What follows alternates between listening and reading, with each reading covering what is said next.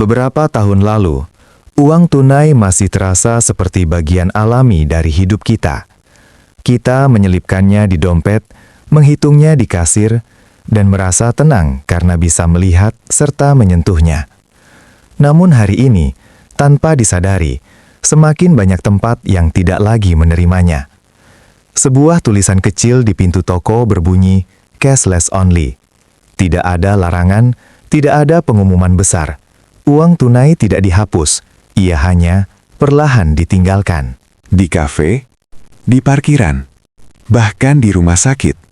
Pembayaran digital kini menjadi kebiasaan baru. QR Code menggantikan uang kembalian. Struk kertas diganti notifikasi. Banyak dari kita merasa ini memudahkan. Tidak perlu membawa uang tunai. Tidak perlu menghitung receh. Tapi di balik kemudahan itu, ada perubahan besar yang jarang kita sadari. Setiap transaksi kini meninggalkan jejak. Tidak terlihat, tidak terdengar, tapi tercatat. Di beberapa negara, kisah ini sudah terjadi. Lansia yang datang ke toko kecil hanya untuk diberitahu bahwa uang tunai mereka tidak lagi diterima. Di kota-kota besar, transportasi umum beralih sepenuhnya ke kartu dan aplikasi. Bagi sebagian orang, ini bukan soal teknologi, tapi soal akses. Uang tunai dulu setara untuk semua orang.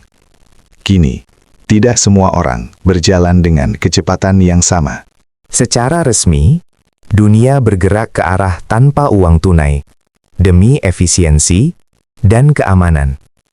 Mengurangi peredaran uang palsu, menekan kejahatan, mempermudah pencatatan pajak. Semua alasan itu nyata dan dapat dibuktikan.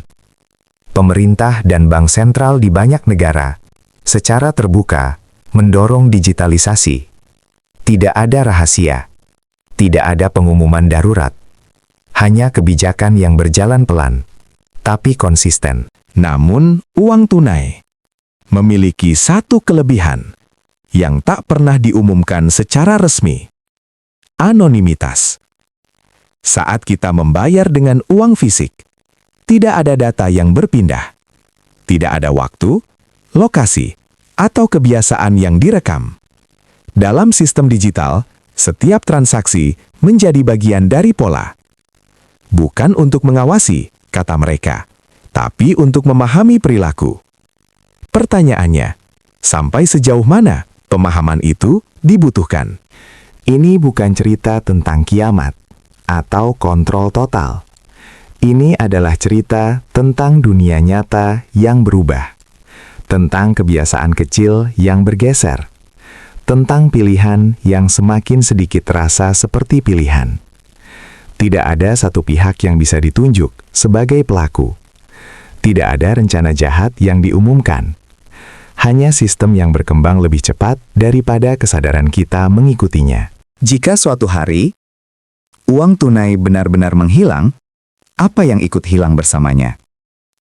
Kebebasan kecil? Privasi sederhana? Atau justru kekacauan lama yang akhirnya teratasi? Tidak ada jawaban pasti. Yang ada hanya tanda-tanda. Dan seperti banyak perubahan besar dalam sejarah, semuanya terjadi tanpa suara keras. Uang tunai tidak hilang hari ini. Mungkin juga tidak besok. Tapi dunia sedang belajar hidup tanpanya. Dan kita semua, sadar atau tidak, sedang menjadi bagian dari perubahan itu.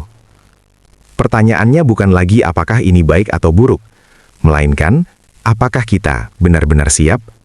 Bukti senyap, menyingkap fakta di balik keheningan.